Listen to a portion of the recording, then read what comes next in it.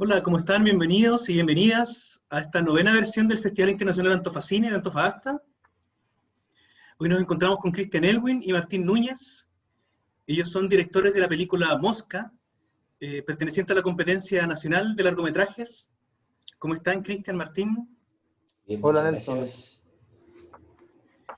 gracias. Qué bueno tenerlos acá en este conversatorio, al menos aunque sea de manera virtual.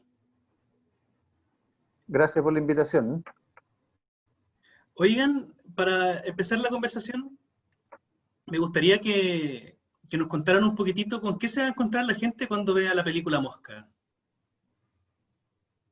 Yo diría que en términos históricos lo más relevante que el público se puede encontrar es una película que habla sobre el origen bajo el amparo de la fuerza de aquellas instituciones y el sistema político, social, económico bajo el cual Chile sigue viviendo hoy día 2020, con 40 años de diferencia después de la implementación de la farsa constitucional del año 80.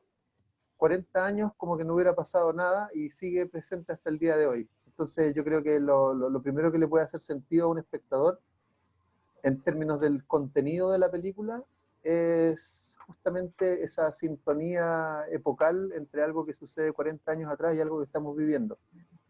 Y diría que en segundo lugar se puede encontrar con una narrativa que busca hacerse cargo más bien del mundo del sonido y de la tradición radial y oral, que le da una perspectiva audiovisual interesante, atractiva y original. Muy Martín, bien. Sí, pues eso coincido con Cristian, eso nos pasó, quizá me estoy adelantando un poco en la conversación, pero cuando con Cristian estábamos editando la película, nos empezamos a dar cuenta, quedamos súper sorprendidos de cómo la radio, Moscú, la radio que es el centro de la película, daba detalles de la implementación del modelo que, como bien decía Cristian, nos rige hasta el día de hoy. Entonces eso nos supuso un dilema en un momento de qué preponderancia darle a esa perspectiva. Y creo que funcionó, así que bueno, queda a criterio del espectador, pero quisimos explicitar un poco esos temas que hablan del Chile de hoy también, que es triste que 40 años después sigan teniendo validez. Eso que decías tú, Martín, me parece también que es sumamente interesante, ¿no? Que esta radio que transmitía desde Moscú nos decía cosas como la implementación del modelo, ¿no? Y un montón de otras cosas que acá no se conversaban, no se sabían bien. O sea, el modo de comunicarse era a través de esta cuestión que estaba tan lejana.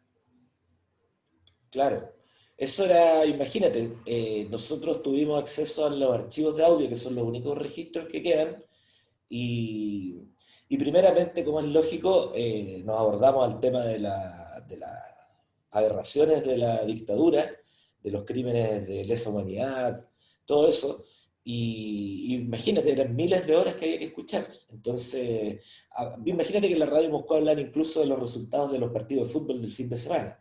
Entonces, era mucho de abordar y creo que ahí tuvimos que ponernos un poco más selectivos con Cristian a la hora de ver qué incluíamos en la película. Pero es impresionante ver también, los espectadores cuando puedan ver la película, la rapidez con que circulaban las noticias, lo que pasaba en Chile, cómo llegaba a Moscú y cómo llegaba de vuelta a veces dentro del mismo día. Entonces, también quisimos destacar, más allá del contenido de la radio, la valentía de los que trabajaron en ella y la rapidez con que lograban sacar la información. Claro. ¿Cómo conocieron ustedes la historia de Escucha Chile y Radio Moscú? ¿La conocían desde antes, desde aquellos tiempos, de los 80? ¿Cómo se fueron informando de esto? bueno, sí, sabíamos antes del fenómeno radial de Escucha Chile y Radio Moscú, efectivamente, pero un poco a lo lejos. Y el año 2015, bueno, un poco antes habíamos visto un documental que se hizo sobre el programa radial, que se llama Escucha Chile, Y el año 2015, una amiga mía que trabajaba en la Biblioteca del Congreso Nacional, me topé con ella y me dijo que todos aquellos audios que se suponían desaparecidos tras el fin de la Unión Soviética, y consecuentemente con ello el fin de la radio Moscú, que era una radio estatal, que habría pasado a manos privadas, todos esos archivos se habrían perdido en ese momento, 1990-91. Y ella me contó en esa ocasión, fue sido 2014, bueno, que un exiliado chileno que había vivido en Suecia y Alemania, hoy reside en Suecia, había grabado espontáneamente todos los programas desde aproximadamente el año 75 en adelante hasta el último capítulo, emitido el año 91, marzo del 91, si mal no recuerdo. Entonces fue una cuestión impresionante. O sea, más allá de lo que uno supiera, el hecho de que esos archivos existieran ahora fue un motor inicial potentísimo. Y bueno, empezó la idea de hacer algo con respecto al programa Escucha Chile. Y nada, pues empezamos a trabajar juntos con Martín, empezamos a investigar, nos acercamos a la Biblioteca del Congreso donde esos audios iban a ser donados. Justamente coincidió con que Dante Melgarejo, aquel exiliado que grabó todo, venía a protocolizar a Santiago su entrega de estos archivos a la Biblioteca del Congreso. Y fuimos rápidamente, nos organizamos y lo fuimos a entrevistar a él, siempre pensando que nuestra película documental iba a girar en torno al programa radial. Y bueno, de ahí empezamos, 2015 hasta ahora 2020. No sé si se me queda algo en el tintero, Martín. No, creo que así fue. y que escuchamos muchas horas de grabación también. Así fue como conocieron la historia de Dante. Exacto. Este personaje que a él solo se le ocurrió, ¿no? De comenzar a grabar esto como, dejarlo como un testimonio para después. Exactamente. Me parece que, o sea, una labor que nació directamente de él, digamos, para que los demás pudiesen después escuchar lo que pasaba en Chile. Exactamente, sí, eso es el... Bueno, él dice en un momento de la película que él no lo grababa por deporte, que lo grababa para que las futuras generaciones supieran lo que pasaba en Chile. Entonces él tuvo un sentido ahí de conservación y casi de arqueología que lo llevó a grabar, imagínate, desagradablemente todos los capítulos, casi todos los capítulos. Entonces, bueno, eso mismo, como bien decía Cristian, que la radio, al principio el documental iba a girar en torno a la radio, y la radio iba a ser el eje, fue que nos pareció súper atractiva y fundamental el trabajo que hizo Dante. Entonces, por eso también decidimos centrarnos en él y también en Marcel, que es el otro personaje, porque los dos son relevantes haciendo una cosa. Con Cristian siempre hablábamos, una de las premisas de la película era que estos muchachos uno los ve en la calle y los ve son unas personas normales, ¿cachai? Unos caballeros más grandes, pero no saben lo que hicieron, todo lo que tienen por detrás. Entonces, también quisimos reflejar eso, por eso también fue uno de los motivos que la puntualizamos en estos dos personajes en la película. Un poco el heroísmo de Marcel la avidez archivística de Dante. ¿Y cómo fue que...? Perdón, sí. Iba a decir que en ambos casos se trata de personas con una disciplina súper potente. Ninguno de los dos habría podido llevar adelante su tarea si no hubieran sido disciplinados militantes, ¿ah? Con una responsabilidad ante cada situación, ante cada paso que daban, todo muy consciente. O sea, yo hablo de que Dante tuvo un gesto espontáneo de grabar, pero no por ello es un trabajo que se hace a tontas y a locas. Dante muy disciplinado, se compró los equipos, tenía en su pieza las instalaciones hechas para en la noche llegar y ponerle rec, esperar que todos estuvieran durmiendo. Entonces, se trata de un trabajo muy metódico en ambos casos. Lo mismo en el caso de Marcel, la indisciplina podía costarle la vida a él o a su equipo de periodistas. Entonces, en ambos casos, la ideología que los sostiene y la disciplina que los guía fue fundamental a la hora de que nosotros podamos hacer esta película hoy día. ¿Y cómo fue que llegaron a la historia de Marcel? ¿Cómo fue que llegaron a él? Dentro de los radioescuchas, nos topamos con una radioescucha que escuchaba, valga la redundancia, el programa desde Suiza, y ella, por su propia voluntad, al volver a Chile, bueno, digamos, entre los últimos 10, 15 años, ella organizó un grupo de amigos de Radio Moscú y del programa Escucha Chile. Y ella sabía de Marcel, y como organizadora de este grupo, ella quiso rendirle un homenaje. Y lo invitaron, fue una reunión de agradecimiento, de rendirle los honores correspondientes. Y cuando nosotros empezamos a entrevistarla a ella, apareció esto. Luego, cuando hicimos el trabajo de investigación con la Biblioteca del Congreso, ellos también nos dijeron, nos hablaron de Marcel. Entonces ya por referencias por diferentes lados, eh, bueno, nos acercamos a él, lo conocimos, y bueno, nada, Marcel tuvo la disposición después de todo este tiempo de decir, ok, ya es momento de contar cómo funcionaba la prensa clandestina. Que como disciplinados militantes, tú te puedes imaginar que no era cosa de llegar y contar y quiénes eran los que la componían, ni nada. No, claro, había una serie de dilemas que se encontraban entre medio, incluso éticos, ¿no? De qué es lo que se dice, cómo se transmite la información. No era, no era fácil, digamos, estar en ese lugar. Efectivamente. Claramente, la radio ponía unos parámetros guiados por la política internacional soviética, en que, por ejemplo, no se podían incitar a protestas, sino que soterradamente tenían que decirlo. En un momento de la película se dice que en un principio les decían que no nombraran a la gente, a los detenidos, porque los podían matar. Pero luego se dan cuenta, y todo esto con el andar se van dando cuenta, fue un aprendizaje en el terreno, de que precisamente si nombraban a las personas, les salvaban las vidas, porque los Claro. milicos sabían que ya todo el mundo estaba en conocimiento de que esta persona estaba detenida. Entonces, ahí también va una labor importante de la radio, que no solo tuvo en organizar a la resistencia y en darle ánimo, sino que salvó vidas, como dicen ellos mismos en la película. Claro. Ellos eran, o sea, de todas formas eran conscientes de lo que estaban haciendo. Sabían que el valor que tenía. Claro.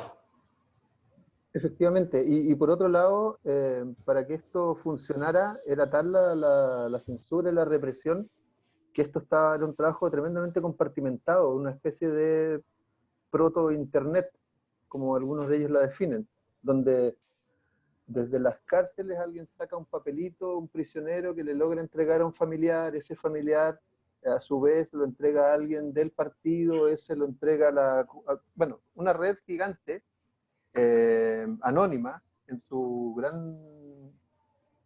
gran medida, y luego eso sale a través de diferentes mecanismos, pero con uno principal que era a través de Buenos Aires, donde se creó una oficina periodística que enviaba todas esas informaciones a TASS, si no me equivoco, que es la agencia periodística soviética de la época.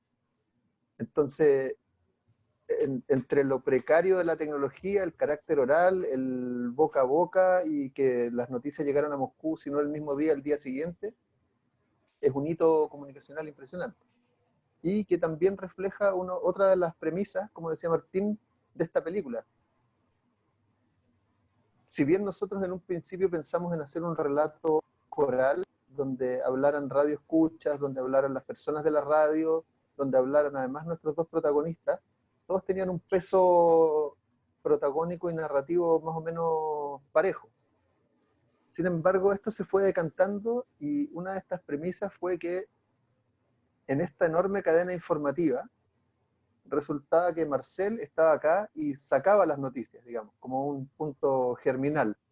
Luego esto llegaba a la radio la emitía y Dante la recoge, la registra y la comparte.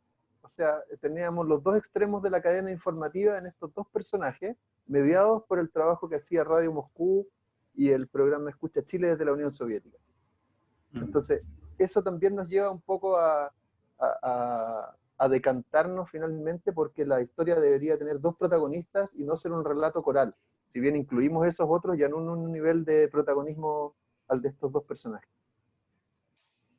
Pero igual sí. O sea, bueno, dos cosas. A mí me parece impresionante el flujo de información, cómo llegaba, cómo se iba traspasando, ¿no? De mano en mano, de boca en boca, hasta llegar a una radio que estaba en Rusia. Me parece impresionante. Y claro, lo otro es eso, ¿no? Todas estas personas que van apareciendo que no necesariamente tienen este rol protagónico. Pensando un poco en este papel periodístico, ¿cuál creen ustedes a partir de todo lo que investigaron, de todo lo que han visto, y a partir de la película también, que fue el rol de la prensa en tiempos de dictadura? Bueno, no sé, o sea, hubo dos prensas claramente, porque en Chile, más allá de la Radio Moscú, hubo prensa de resistencia. El mismo Marcel cuenta que a los pocos días del golpe, el Partido Comunista de Chile lanza un boletín que se llamaba Unidad Antifascista, que era para dar ánimo a la gente, en el fondo, ¿no? Esto hay que resistir, esto no va a pasar. Pero yo creo que, claro, la radio es la más visible por toda esta cobertura mundial que tenía, pero también hubo una prensa clandestina, estaban los boletines de distintos grupos de resistencia, el MIR sacaba sus boletines, después con el tiempo el Frente, qué sé yo. Pero o sea, hubo dos prensas, yo creo que eso es bien evidente, mientras la segunda titulada Exterminados como ratones, había un canal mucho más subterráneo de información también, que permitía a la gente que sabía que la segunda y que el Mercurio mienten, darse cuenta de que había gente luchando por comunicar lo que estaba pasando. Y por otro lado, también es muy interesante que a diferencia de la prensa de hoy, que busca un poco la neutralidad y tratar de presentar fuerzas dispares como en un equilibrio en el que es importante conocer ambas versiones, en el caso de la prensa de resistencia y en particular de Radio Moscú, se conjugaba un poderoso nivel de, lo voy a llamar subjetividad, en el sentido de plantear las noticias desde la posición política de quien las cuenta, pero al mismo tiempo de una seria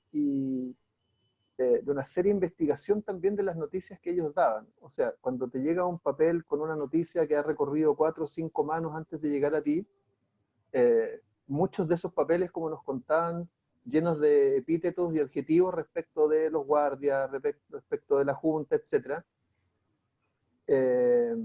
Esta subjetividad no les impedía buscar que la noticia fuera lo más veraz posible. Entonces era una prensa comprometida, con ideología, con punto de vista, de la cual, bueno, por lo menos era evidente, ¿no es cierto? Podemos creer que la prensa hoy día, el Mercurio, la Tercera, etcétera, son súper tendenciosas, pero tratan de pasar por objetivos. No era el caso de la prensa de resistencia y en particular el de Radio Moscú. De hecho, lo dice Marcel, ¿no? Que toda esta información tenía que pasar por un filtro de comprobar la veracidad también, no estar transmitiendo cualquier cosa, informando o desinformando. Exacto, porque si no el régimen podía dar cuenta de ello fácilmente, podía decir, no, la radio miente, sin embargo nunca fueron capaces de mentir. Las noticias que llegaban trataban de tirar contra noticias, etcétera, pero en términos de los nombres que se daban, el tipo de noticias, los lugares donde habían ocurrido los hechos, nunca pudieron decir eso es falso. Parte del espíritu de disciplina, rigor y punto de vista con que enfrentaban las noticias y las informaciones en general. Impresionante teniendo en cuenta además el miedo, ¿no? El miedo que había en esa época, que tenían ellos mismos también, de que los pillaran, de ser descubiertos y de pasar a correr la misma suerte que otros. Me parece también que es súper relevante el hecho de que el gobierno de esa época, la dictadura, sabía lo que estaba pasando con Radio Moscú y sabían que la gente se estaba informando también de esa forma. Y como que existía un poco también de parte de ellos el temor de lo que estaban diciendo, de que la gente se supieran las cosas que estaban pasando, ¿no? Bueno, hubo varios, se han encontrado algunas transcripciones. O sea, de partida el aparato de telecomunicaciones e inteligencia del ejército escuchaba el programa todas las noches y entregaban un reporte a la mañana siguiente, que está una carpeta que está en los mesones de los 4 miembros de la Junta, de entrada. Eh, la misma, ¿cómo se dice? La actualización constante de las noticias y la sincronía con los tiempos también los tenían locos, porque decían, ¿cómo es posible que esto esté pasando, haya pasado recién y Radio Moscú ya lo está informando?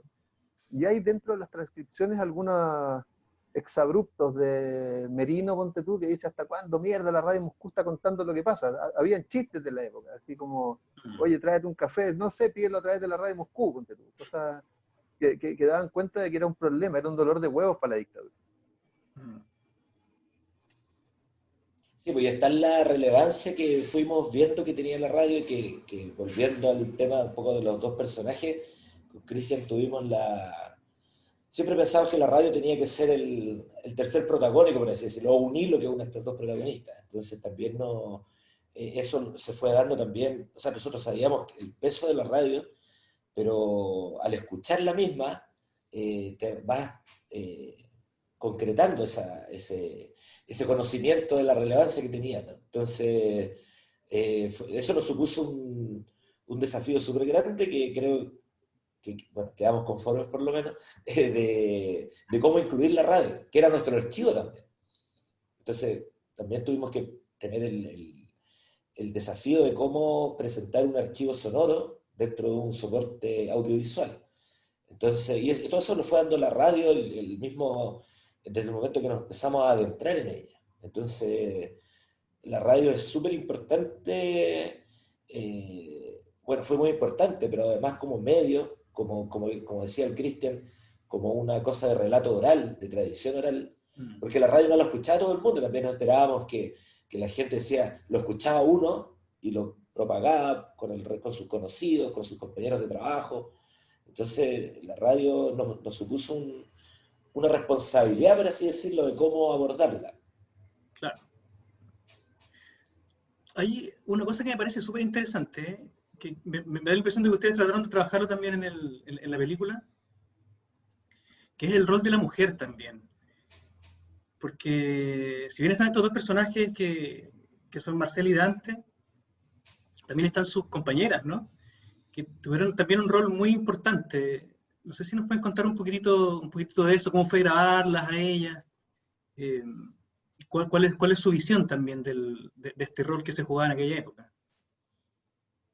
Bueno, ellas fueron súper generosas con nosotros, ellas y ellos. Primero ellos porque, tal como te decía, no es fácil para un disciplinado militante empezar a contar cómo funcionaban ciertas estructuras. ¿Ah?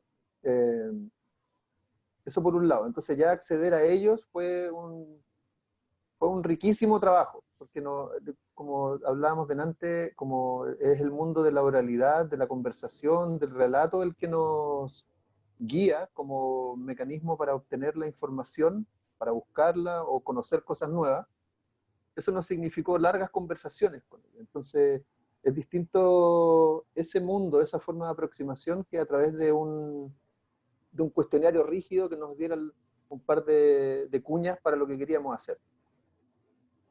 Ellos mismos entonces nos llevaron a sus parejas. Y también fue un trabajo, yo le digo trabajo, en realidad eran conversaciones, conversando con una botella de vino, comiendo, almorzando juntos, juntándonos en algún lugar. Y eso también nos dio luces de que definitivamente no fue un trabajo individual de cada uno de ellos. Las compañeras no estaban atrás, sino al lado. ¿Ah? Tú habrás podido ver en la película el rol que tuvo Valentina dentro de esta cadena de información, o la misma Angélica antes de su enfermedad como compañera en el trabajo de la solidaridad hacia Chile. Entonces no sé cómo decirlo, pero no es que nosotros dijéramos, ya, ¿cómo abordamos el mundo de la mujer en esta historia? Sino que se dio naturalmente, porque son compañeros y pareja. Entonces, cualquier cosa que nosotros contáramos de la historia, ellas estaban ahí. Y no solo Sí, en la época, hoy sigue siendo así. sí. Son, Eso yo como creo, parejas, perdón. sí, dale. Solo que decir que como parejas funcionan de manera muy complementaria. Cada Claro, uno con eso. eso nos dimos cuenta también en el proceso de investigación y de documentación ya, de que claro, ellos siguen pareja hasta el día de hoy, o sea, son compañeros, compañeros máximos. Entonces, la historia del uno es indivisible de la del otro. Entonces, yo creo que en ese sentido fue natural la forma de abordar la relación de este compañerismo y también la radio nos ayudó porque la radio también daba cuenta, como lo pusimos en la película, del rol que jugaba la mujer en general en la combatividad. De hecho, se dice, la mujer chilena siempre ha estado presente con gran espíritu combativo, cosa que es real y la podemos ver hasta el día de hoy. Entonces yo siento que fue como súper natural la forma de incluir a la mujer. Nosotros lo teníamos claro que lo íbamos a hacer, pero se fue dando súper natural. Fue la realidad la que nos llevó a ver lo que se ve en la pantalla también. Claro, Exacto. tal cual. Martín y Cristian, ya como para ir cerrando la conversación, me gustaría hacerles la última pregunta. ¿Cómo creen ustedes que dialoga esta película con el contexto que estamos viviendo actualmente? Tú o yo, Cristian. Dale tú. Bueno, esto lo hemos hablado, o sea, de hecho nos pasó con el Cristian. Nosotros teníamos el primer corte, no el primer corte, pero sentíamos que ya estábamos encaminándonos antes del 18 de octubre. Y pasa el 18 de octubre y fue un bofetón porque nosotros estábamos rescatando un discurso de la radio que llamaba a la rebelión, al que hasta cuándo vamos a aguantar. Y sucedió la rebelión en el proceso de montaje. Entonces, inmediatamente y sin un afán oportunista, nos dijimos, esto tiene que dialogar tenemos que pasar la película de un relato que en teoría prácticamente terminaba el año 90, ¿cierto? Con el cambio del régimen postdictatorial, pero se conectó con el 2019 en ese entonces de una forma tan impresionante que nos supuso un replanteamiento del proyecto y del montaje que teníamos.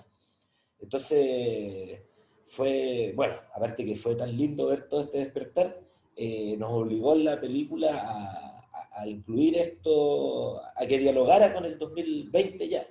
Entonces fue un desafío que nos puso sobre la marcha, una bofetada muy linda y nos vimos, o sea, encontramos que no podíamos estar haciendo películas en este contexto sin referirse a él. Entonces, así creo que fue más o menos. Cristian, no sé cómo, qué recuerda.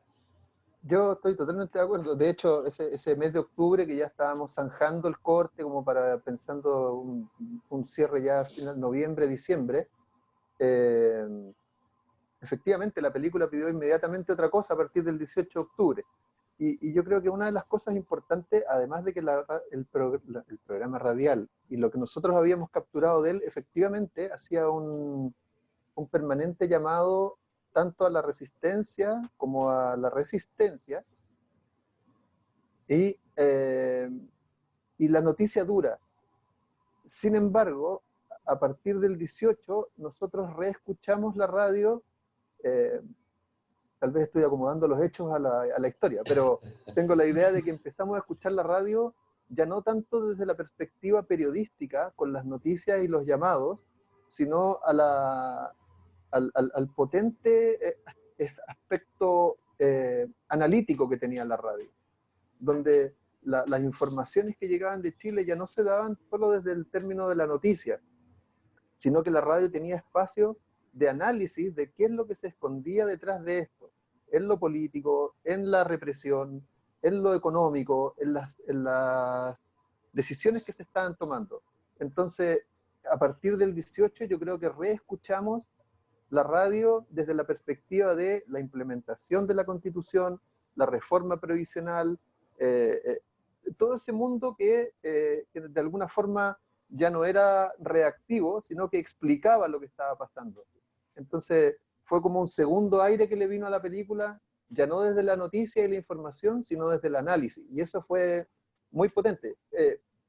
Así como si tú escuchas las noticias y dice la represión de Carabineros fue implacable, funcionan las dos épocas. Pero al mismo tiempo, cuando te dicen que la represión está escondiendo la implementación de una constitución que se hizo entre cuatro paredes por los abogados de los clanes económicos junto a la dictadura, tú te empiezas a explicar por qué el modelo ha funcionado durante 40 años.